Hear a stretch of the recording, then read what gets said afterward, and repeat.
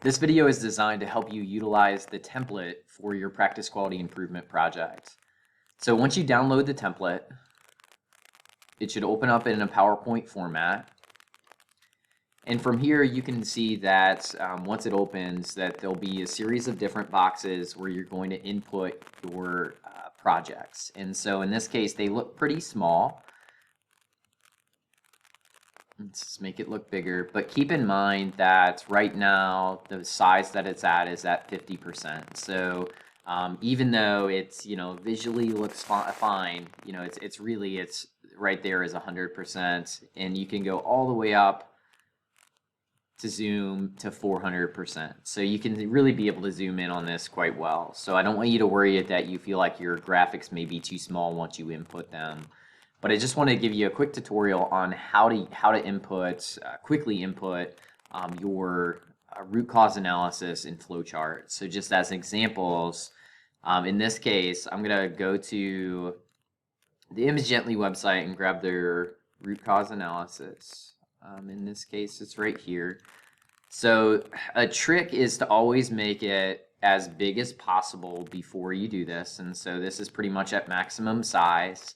And so what I'm going to do is I'm just going to use the print screen function. And so I'm just going to hit function, print screen. I'm going to open up one of my favorite programs of all time, Paint. And then from here, what I'm going to do is I'm just going to hit paste. And then I'm going to just make this smaller so I can be able to grab it. And then in this case, all I'm going to do is select my root cause analysis right here. And then I'm going to hit Control X for cut.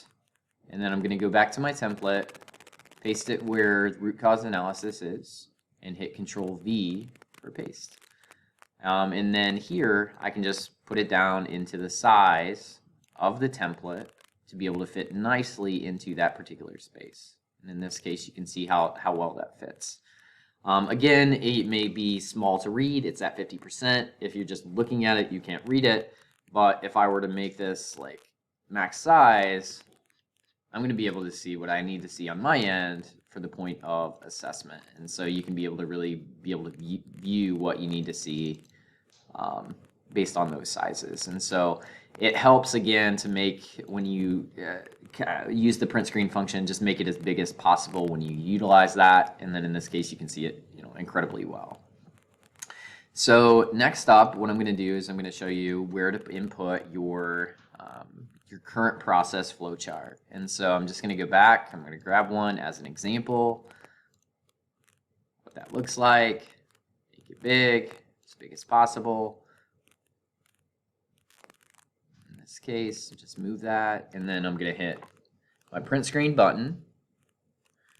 And then you don't have to use Paint. I use Paint because it's quick. You can just go to your template and you can just hit Control V for paste.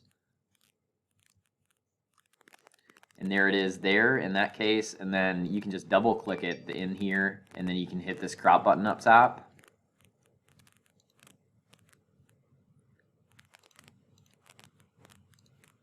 And then from here, you also can just trim your sides down as well. So it works well in that aspect of things as well. So if that's easier for you, feel free to do it that way. So I'm just going to hit crop, and then I'm going to shrink it down, and then I'm just going to paste it where the current process lives, which is over here.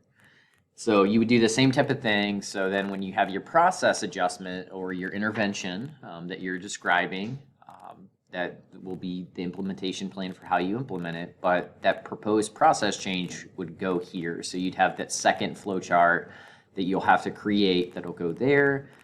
Your performance indicators will go here. And then from there, the only other things that we really haven't addressed are these sections. Some of the background that you use for your Module 5 submission for key performance indicators that, basically warrants why those indicators were important. Some of that could actually be used in the background section. But really the components that are going to be like brand new that you haven't touched yet are the SMART goals, the proposed process change, and then the implementation plan for that change. And so think about all that's going to be necessary for implementing that from beginning to end, like what steps you would do, who you would talk to, how you would get stakeholder input, and those types of things. So hopefully this walkthrough helps with utilization of the template here. If you have other questions, let me know.